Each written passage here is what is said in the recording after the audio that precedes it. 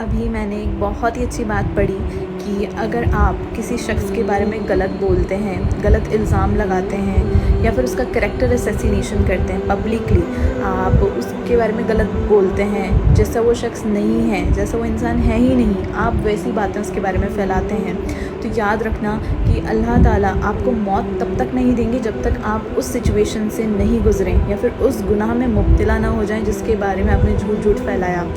جو گناہ آپ نے جھوٹ پھیلایا. تو اللہ تعالیٰ آپ کو دنیا میں ضرور وہ چیز دکھائیں گے جس کے بارے میں آپ غلط بول رہے ہیں، اور یہ گناہ ایسا ہے جس کی سزا آپ کو اللہ تعالیٰ دنیا میں ہی دے دیتے ہیں اور یہ ضرور ملتی ہے.